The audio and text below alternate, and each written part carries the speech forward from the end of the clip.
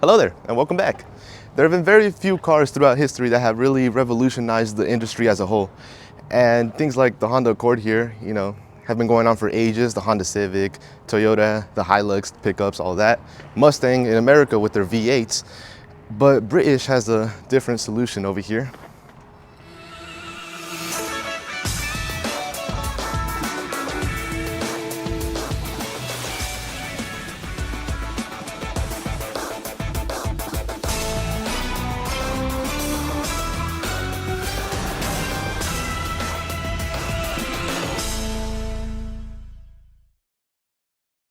So I bought a Rover Mini.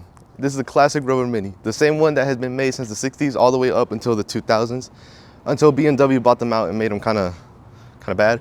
But regardless of that, this is the original, the one, the one that everyone knows. And when they think of Rover Mini, this is it.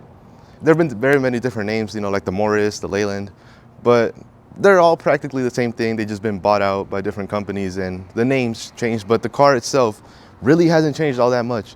So imagine a car that from the 60s all the way to the 2000s, which is about 40 years, didn't really change at all.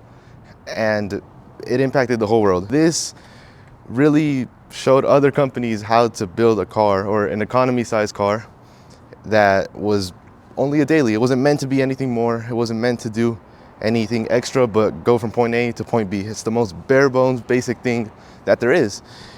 And they did that by doing one special thing. It's all stored right here, and it's all packed, jam-packed really. You can see that there's not a lot of room for anything else. But they thought, how could we make the space more compact? How could we store everything here without bothering the cabin and everything else? So, great ideas over there. Instead of putting the engine like this, they put it like this. And that still stands until today. Most cars are front-wheel drive. There's very few cars that are rear-wheel drive, except sports cars, off-road vehicle, things like that are 4x4. But for the most part, the majority of vehicles are front-wheel drive. So the engine's going to be like this, transmission's right there, and everything's stored up at the front. That then allows for everything from here back to be pretty much empty and to be used strictly for cabin carrying things and purposes for, I don't know, whatever you want to use the vehicle for. Hey, no, I want to go down here. Ow! I always got to hit myself in every car, but regardless, as you can see, their Genius was very frightening over here. Sometimes my Genius it's almost frightening. They really stretched out the wheelbase, so the tire is like all the way back here. You got about 4 inches maybe of car behind the tire, and at the front you got maybe another 6 inches of car in front of that wheel. So this allowed for all of this to be used as valuable space in cubic inch, or well, my bad, cubic centimeter, because we're not here, we're over there. Regardless, it's very flat. It's just a big box practically, and by having that front wheel drive, you didn't need shafts going down, you didn't need lines, tubes, oil, transmission here in the middle.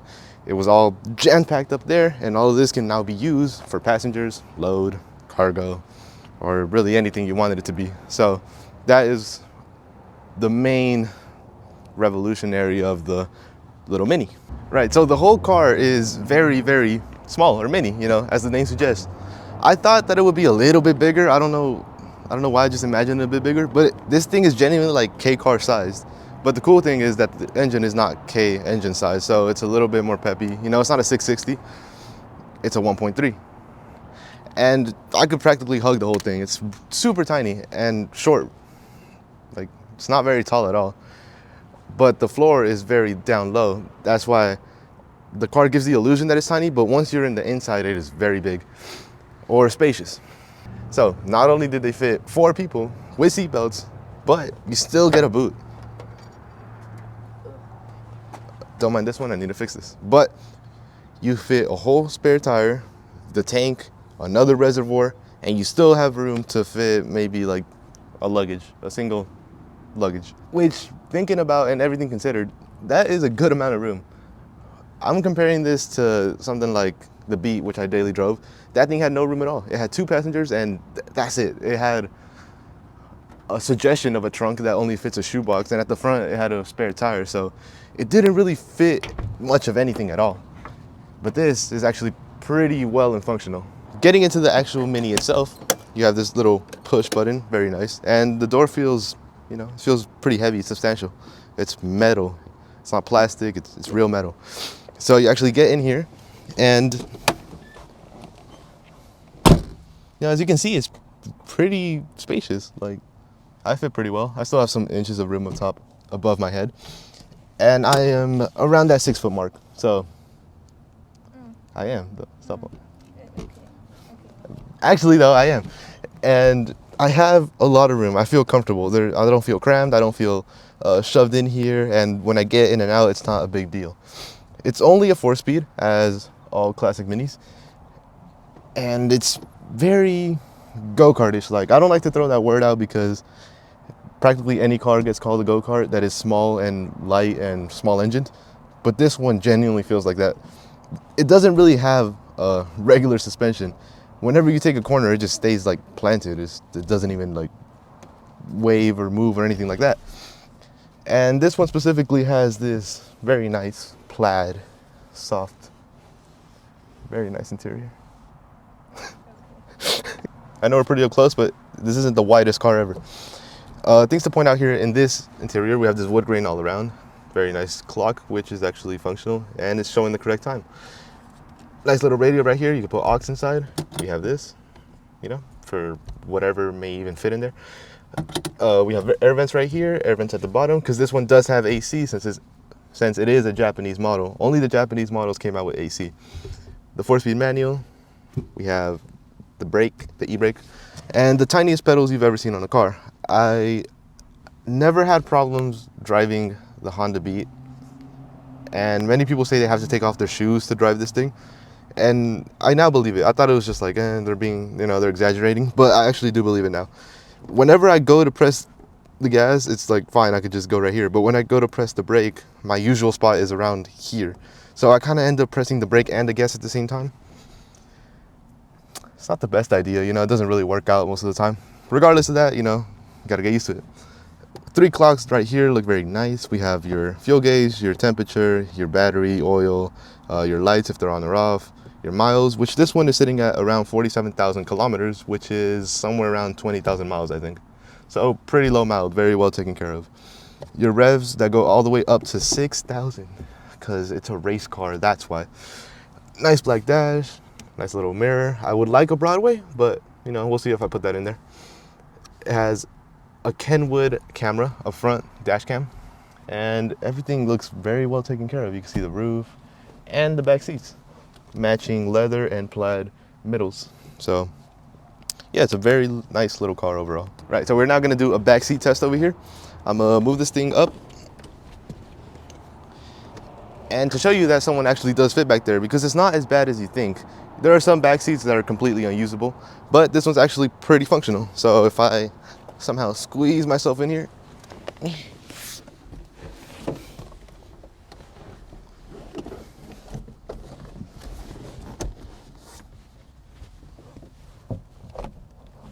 know, you can see it's actually not all that bad.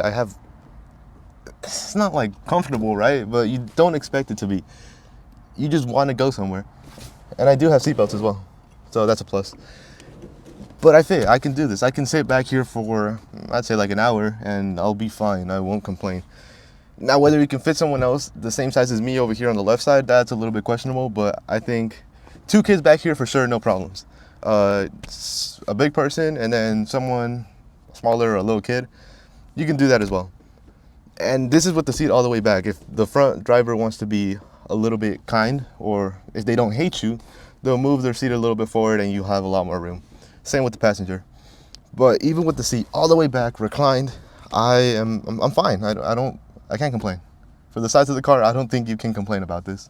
Now that we looked at the history and, you know, a brief teaching of what happened, this specific one is in British green. It is a 1999, so pretty much the last year for it looking like this. After 2000, BMW started making, you know, the one you see around here, the one that's common here in the States, the big one. Well, it's still kind of small, but the big-ish one. And this one has the 4 fog lights at the front, gives it that nice rally look. Because this is a rally champion, believe it or not, this thing won, I think 5 years in a row. One was disqualified, but because of some type of filament that was in the headlights, that was the wrong one. You know, that was debatable. People complained about it. But this thing won rallies, the Monte Carlo. And it did that by being so light and being front-wheel drive. When it was driving in the snow, it was fine. Its competitors was rear-wheel drive, so they were just swinging out and sliding all over the place. But this thing did well, and it wasn't even meant to do that. It was just meant to be an economy car. Over here, if we move closer, we can see these very, very nice rims. These are some Watanabes. The originals on here are the mini lights. That is the look. And I would have wanted these to be 10 inches. The 10-inch rims with a fat tire looks very nice. I think that's the best look of the Mini. But these are 12 by 6, so it's a pretty wide rim, and it fits just fine. I like the little bronze in between with that black lip. I think it gives it a very classy look, especially matched with that British green up here. And this tire is a 165/60/12 by Yokohama. So the whole setup looks pretty nice. It's pretty spot on, I think, for stock suspension. I'm not gonna lower it or anything. And with the back, same measurement, same tire setup, everything the same thing. And yeah, I think this whole look of the car looks nice. I don't think you need to add much of everything. The Mini kind of just looks good the way it is. The way that it came out from the factory. It doesn't need modifications and a bunch of things to make it look nice. Just some lights and some nice wheels.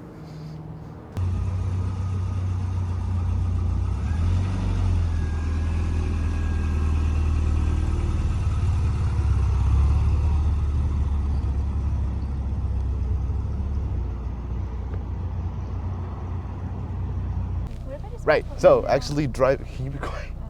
Okay. Right, so actually driving the little Mini, it sounds really nice. And I think there's some things about old cars like this that new cars just do not have. And that is the fact that a car that was meant to be the most bare bones basic thing, cheapest thing, is actually a really fun car to drive. The new Prelude just came out, and that thing will never be as fun to drive as this thing. And that's actually supposed to be like a sport-oriented car, but it's a hybrid, it's automatic, it has nothing. And this being the cheapest thing there was, it's a 4-speed, it's fun, and it's kind of fast.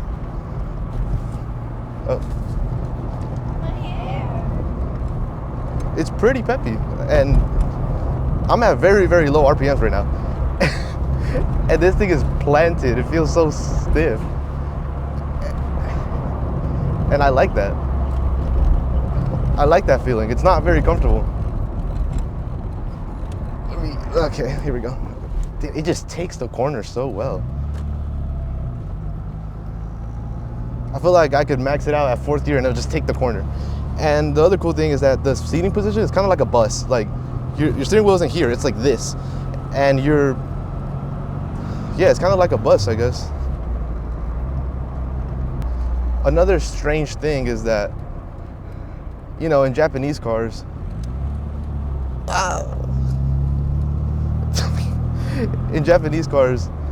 the stock for the turn signals are on your right hand because it's the opposite, And in cars over here, they're on your left hand.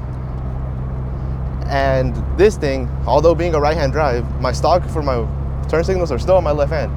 So I have to think about it twice now, and it's kind of confusing, but it's a cool car. I just shifted it to 4th and it was boggling out because I wasn't going fast enough. And these gears are pretty long, but at the same time, they're short, if that makes sense. Oh, there's a big truck coming behind me.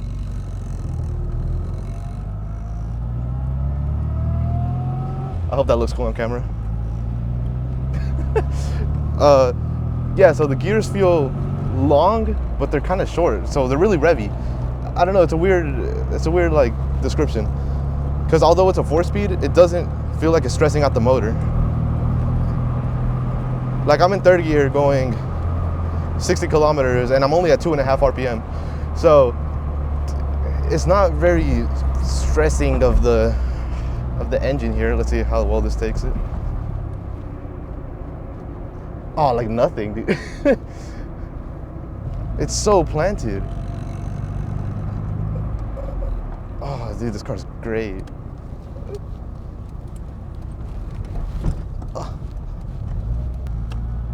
Well, yeah, that's what I'm saying though. It's something so basic and still fun to drive.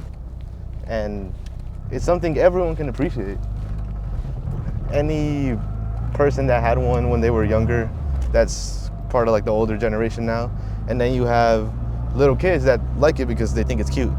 And the Mini's just loved by everyone. You can't really hate the car, except her maybe, she doesn't like it. But, oh dude, that thing's fun. It feels so peppy, like it's not slow.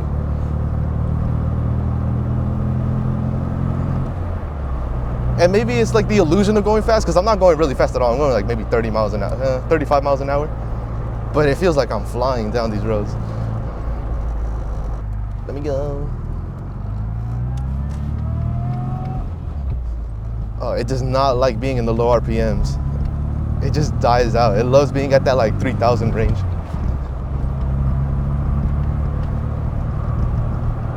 It's happy there, and it doesn't mind being there. And the exhaust note is very nice. And it's a stock exhaust, by the way. It has nothing extra at all. Stock exhaust. And it sounds good. It doesn't need much of anything. It doesn't need modification, doesn't need anything extra. It's right the way it is. It's just good. You like it? It's pretty fast. Yeah. Like it's not like Honda Beat, like slow. Yeah, it's slow. Dude, but it was a fun car. Like the Roadster with the Like convertible. 5 miles per hour. Regardless, like this thing is pretty quick. It's nice. Thank you for following along. I'll definitely make a full-fledged, like, nice video of this thing. Once it's all cleaned up, as you can see, it's very dirty. I didn't even take the time to clean it because I just got it, 2 days ago, and I haven't touched it until today.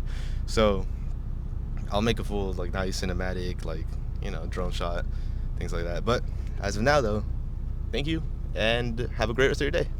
You got anything to say? Bye. Bye-bye.